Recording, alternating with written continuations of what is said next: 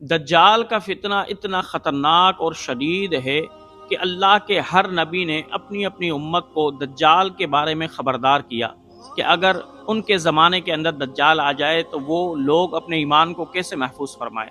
پیارے آقا علیہ الصلوۃ والسلام نے بھی اپنے صحابہ کرام کو اور اپنے صحابہ کے ذریعے اپنی امت کو پیغام دیا کہ ایک دجال کا فتنہ میری امت کے اندر ضرور نمودار ہوگا، کیونکہ دیگر انبیاء نے دجال کے فتنے سے ڈرایا تو صحیح، لیکن ان کی امتوں میں وہ دجال آیا نہیں۔ پیارے آقا علیہ الصلوۃ والسلام کی امت کیونکہ آخری امت ہے، اس لیے اس امت میں دجال ضرور آئے گا۔ پیارے آقا علیہ الصلوۃ والسلام نے اس لیے ضروری سمجھا کہ اپنی امت کو دجال کے فتنے کے بارے میں آگاہ کرے، اور وہ دجال کا فتنہ اتنا خطرناک اور شدید ہوگا کہ سب سے پہلے وہ دینی روپ کے اندر آئے گا، تبلیغ کرنے کے لیے آئے گا۔ جب لوگ اس کے چال کے اندر پھنس جائیں گے تو پھر وہ آہستہ آہستہ نبوت کا اور الوہیت کا دعویٰ کرے گا۔ وہ کیسے کرے گا؟ امام طبرانی حضرت عبداللہ بن معتمر سے روایت کرتے ہیں کہ پیارے آقا صلی اللہ تعالی علیہ وسلم نے فرمایا کہ دجال کے آنے میں کوئی شک نہیں ہے کہ دجال ضرور آئے گا۔ پیارے آقا نے فرمایا وہ مشرق کی طرف سے خروج کرے گا، اور پھر جب وہ لوگوں کے درمیان آئے گا تو سب سے پہلے وہ یہ اعلان کرے گا کہ میں دین کی دعوت دے رہا ہوں، دین کی تبلیغ کر رہا ہوں، لوگوں کے ایمان کی اصلاح کر رہا ہوں۔ جب لوگ اس کی اچھی اچھی باتوں کو سن کر، دینی باتوں کو سن کر اس کے قریب آئیں گے، اس کی اتباع کرنے لگ جائیں گے، اس کا کہنا ماننے لگ جائیں گے، تو جب وہ دیکھے گا کہ لوگ میرے کہنے میں آ گئے ہیں، میری اتباع میں آ گئے ہیں، تو وہ آہستہ آہستہ پھر کوفہ کی طرف آئے گا۔ جب کوفہ میں پہنچ کر دوبارہ وہ لوگوں کو تبلیغ کرے گا، دین کی دعوت دے گا، بہت سے لوگ اس کے گرد اکٹھے ہو جائیں گے۔ جب وہ دیکھے گا کہ میرے ماننے والوں کی تعداد بہت زیادہ ہو چکی ہے، اس وقت وہ نبوت کا دعویٰ کر دے گا۔ پیارے آقا نے فرمایا جو مسلمان اس کے نیک ہونے کی وجہ سے اس کے قریب تھے، جب وہ سنیں گے کہ اس ملعون نے تو اب نبوت کا دعویٰ کر دیا ہے، تو وہ مسلمان اس سے جدا ہو جائیں گے۔ اب وہ اپنے نبوت کے دعوے پر قائم رہے گا، پھر کچھ عرصے کے بعد کوفہ کے اندر ہی وہ الوہیت کا دعویٰ کر دے گا۔ پیارے آقا نے فرمایا جب وہ الوہیت کا دعویٰ کر دے گا تو اس کی ایک آنکھ پھوٹ جائے گی اور وہ انگور کی طرح ہو جائے گی، ایک آنکھ سے وہ کانا ہو جائے گا اور اس کا ایک کان کاٹ دیا جائے گا۔ پیارے آقا نے فرمایا اور اس کی دونوں آنکھوں کے درمیان کاف، فا اور را لکھ دیا جائے گا، جس کو ہر مسلمان دیکھ لے گا، پڑھ لے گا کہ اس کے آنکھوں کے درمیان کافر لکھا ہوا ہے۔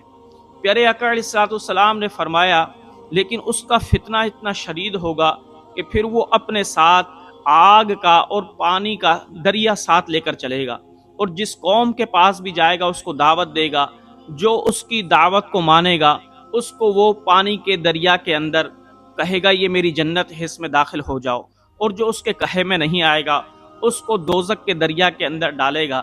پیارے آقا علیہ الصلوۃ والسلام نے فرمایا جب اے میرے صحابہ اگر وہ آ جائے میرے جانے کے بعد تو تم آگ کے دریا میں کود جانا، کیونکہ در حقیقت وہ ٹھنڈا پانی ہوگا، اس کے ٹھنڈے میٹھے دریا کی طرف نہیں جانا، کیونکہ در حقیقت وہ آگ ہوگی، وہ دوزخ ہوگی۔ پیارے آقا علیہ الصلوۃ والسلام فرماتے ہیں اس کا فتنہ اتنا شدید ہوگا کہ وہ دجال ایک قوم کے پاس جائے گا اور کہے گا کہ مجھ پر ایمان لاؤ۔ جب وہ لوگ اس پر ایمان لے آئیں گے تو آسمان کو حکم دے گا دجال کہ بارش برسا، آسمان بارش برسائے گا۔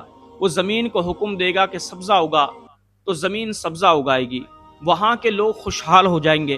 پیارے آقا نے فرمایا پھر وہاں کے جانور جب چرنے کے لیے جائیں گے، شام کو جب لوٹیں گے تو خوب وہ موٹے تازے ہوں گے، ان کے تھنوں کے اندر دودھ بھرا ہوا ہوگا، اور ایسا بھرا ہوا ہوگا کہ سارے کے سارے قبیلے والے خوشحال ہو جائیں گے، وہ اور یقین کرنے لگ جائیں گے دجال پر۔ پھر دجال آگے آئے گا اور ایک قوم کو دعوت دے گا، لیکن وہ قوم پہچان جائے گی اس کو کہ یہ کافر ہے، یہ دجال ہے، وہ اس کے فریب کے اندر نہیں آئیں گے۔ تو دجال زمین کو حکم دے گا کہ سبزہ اگانا بند کر دے، آسمان کو حکم دے گا کہ بارش برسانا بند کر دے۔ اب اس قوم کو دجال قحط کے اندر مبتلا کر دے گا، حتیٰ کہ اس قوم کے تمام جانور قحط کی وجہ سے، خشک سالی کی وجہ سے مر جائیں گے۔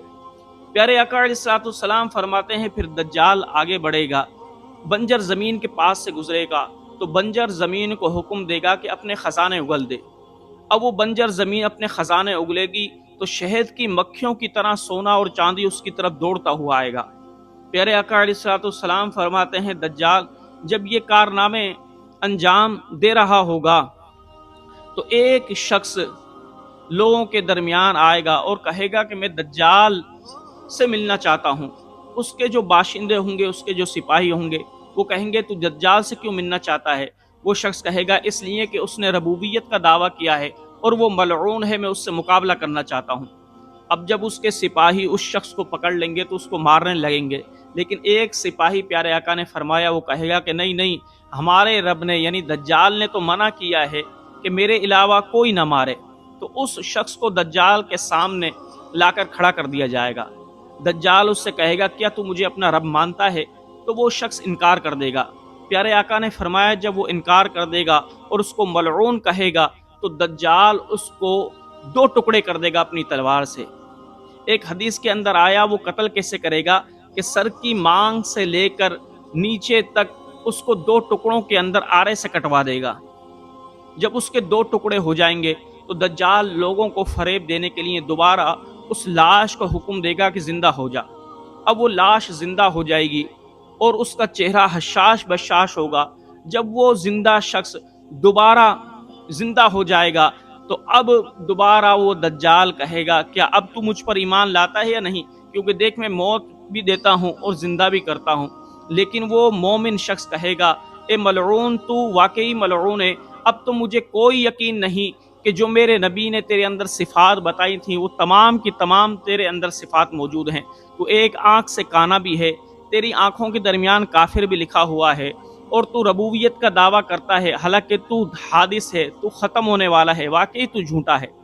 جب وہ دجال یہ بات سنے گا اس کو بڑا سخت غصہ آئے گا۔ حدیث کے اندر آیا، حضرت ابو سعید خدری فرماتے ہیں، پیارے آقا علیہ الصلوۃ والسلام فرماتے ہیں وہ لوگوں سے اپنی خفتگی مٹانے کے لیے دوبارہ اس کو قتل کرنے کی کوشش کرے گا۔ دوبارہ جب وہ اس کے سر پر تلوار مارے گا، پیارے آقا نے فرمایا اللہ اس شخص کے سر اور ہنسلی تک کے حصے کو تانبے کی بنا دے گا۔ وہ اس کو مارنا چاہے گا لیکن مار نہیں سکے گا۔ اب دجال اتنے غصے کے اندر آئے گا کہ اس کو ٹانگوں اور ہاتھوں سے پکڑ کر باہر پھینک دے گا۔ صحابہ کرام بڑے متجسس ہو کر اس ملعون کا یہ واقعہ سن رہے تھے۔ صحابہ کرام نے سوال کیا یا رسول اللہ وہ دنیا کے اندر کتنا رہے گا؟ پیارے آقا علیہ الصلوۃ والسلام نے فرمایا 40 دن۔